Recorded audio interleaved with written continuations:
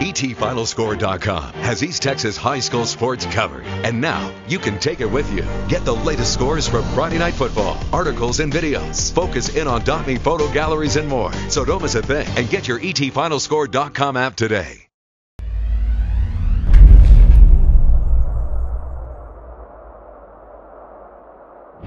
Hello and welcome to the ETFinalScore.com Junior College Football Show, Playoff Edition.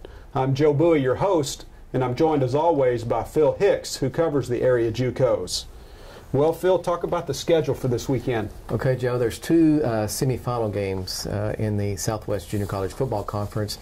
The Tyler Junior College Apaches are the number 4 seed, so they'll travel to Miami, Oklahoma to meet number 1 seed Northeastern Oklahoma A&M. That's at 2 o'clock Saturday. And then another good matchup, it has Navarra visiting Kilgore at 3 o'clock on Saturday. All right. Now, of course, these teams have met before, obviously, because they all play each other in conference. And first, we're going to talk about our hometown Apaches in the rematch against the NEO. They had a wild one September 27th in Tyler, a 65-59 win by the Apaches in double overtime. I'm sure Apache fans have not forgotten about that game.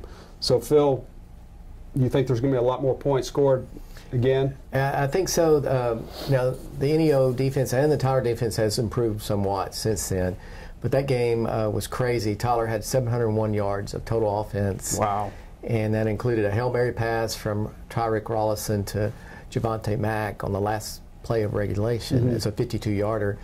And Rollison threw for 503 yards and 5 touchdowns. Now, I think there's some great quarterbacks in this league, but he's one of the best ones I've seen in quite a while.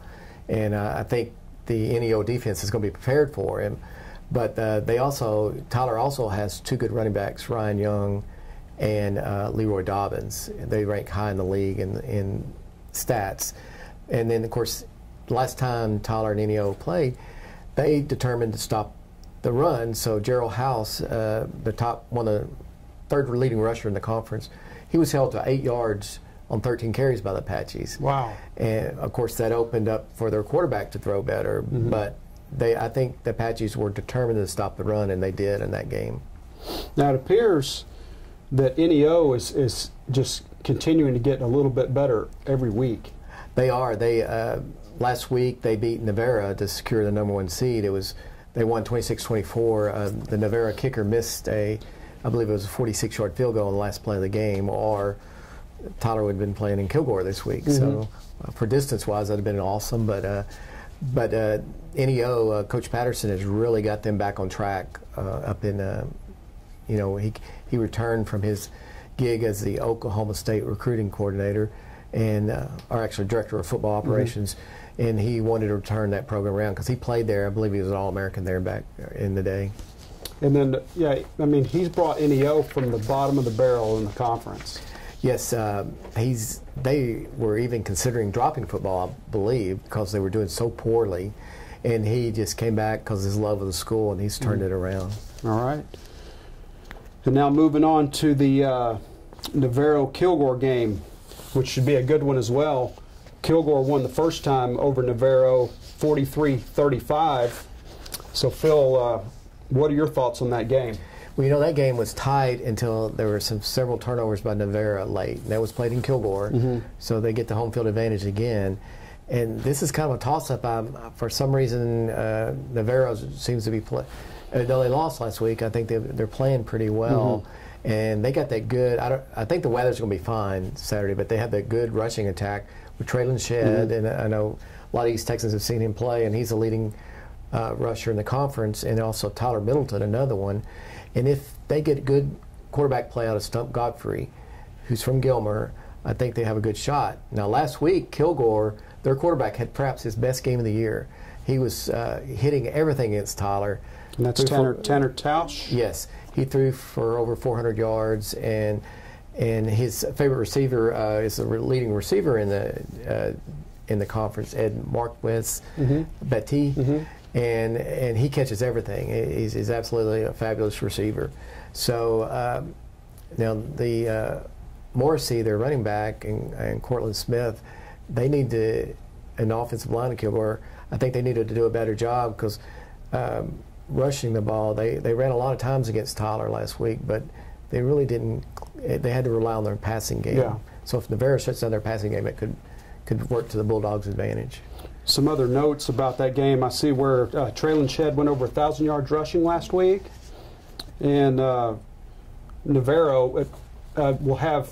You'd have to think a little bit experience on their side as far as Navarro's making their 6th straight playoff appearance. Right, and then they're the defending champion. They beat Tyler in the finals last year, so that should help. And Kilgore's been down last few. I mean, they came out of nowhere this year. They weren't predicted to do anything. So that inexperience of Kilgore, that might make a difference, but who knows? True. All right, Phil, do you have any hunches about how the games might play out this weekend? Well, I do know NEO is they're unbeaten at home this year. Wow, that's great. Of course, Navarro almost beat them with that normally reliable kicker. Of course, 46-yard field goal, you never know about that. And so it's going to be kind of tough on the Apaches. Now, if they play some good defense and good tackling, they have a good shot at winning because Coach Palmer says they're the wild card and they want to go in and take care of business. Now, and in Kilgore, I've seen both Navarro and Kilgore play, and I know Kilgore with the home field might have the advantage, but I had to go with Navarro and NEO this week. But I didn't do very well in college picking last week, so I'm sure that Tyler and Kilgore are happy. But I do believe you're in first place, though.